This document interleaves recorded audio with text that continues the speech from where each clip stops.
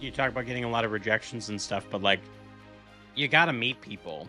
So like the more you're submitting, the more you're talking to people, like you eventually, it's even like starting this podcast. Like I've started meeting all these people, and you kind of jump into this whole community of writers and stuff. And that, you writers, I think, tend to write in their own little bubble, and they don't really invite anyone in, and they just kind of. But it's like the more people you meet, that's how you start getting out there. So even though you get a lot of rejections, you then eventually you get that one that gets accepted, and then you get the next one, and then Exactly. And you can't let yourself be discouraged. In fact, like I've been rejected from certain literary magazines only to submit something the next issue and get that accepted. Mhm. Because you learn, right? And you Yeah. learn what they want and you make connections, and yeah. And it's the writing community is great. They're all like, everyone shares opportunities, which I find beautiful.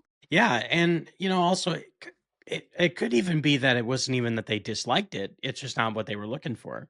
So that's like any creative field. Like it's not necessarily that that creativity is bad or whatever.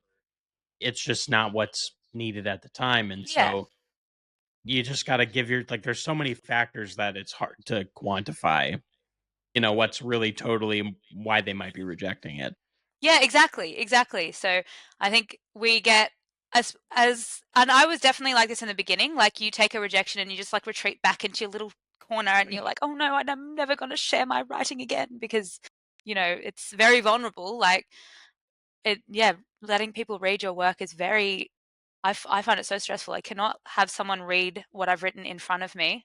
I need to leave the house. Like I need to be somewhere very far away.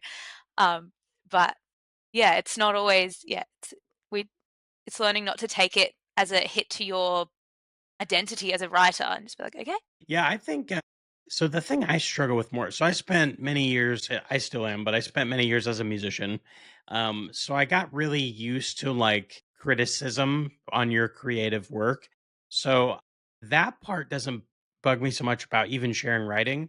What I find really trips me up is, if I don't even know how to explain this, of like, so the book that I'm writing right now, it's like I have all these characters in my head and I know them really well. And it feels very like intimate because they're in my brain and I'm writing them. And so I feel weird about like, it's not about the criticism of the creativity. It's like I'm sharing like a really close part of me with someone, Yeah. Yeah. like, does that make sense? Yeah. Writing is so vulnerable. It's so vulnerable. Yeah. And that's what makes it so scary, especially if it's like giving your child, I don't know, it's like my characters are my children. And it's Yeah. like putting, you don't want to, like, do I trust you with these people that are so like dear to me? And then, Well, yeah, or even people being like, I can't believe this came out of that person's head. Like, this is yeah. really what they're thinking about? Yeah. Like it's like it's like Yeah. an insight into your mind or something. It's just that trips me up more. Like I'd rather 100 strangers read it than like one person I know. Yeah, Just for some reason it makes a difference. I don't know. yeah, absolutely.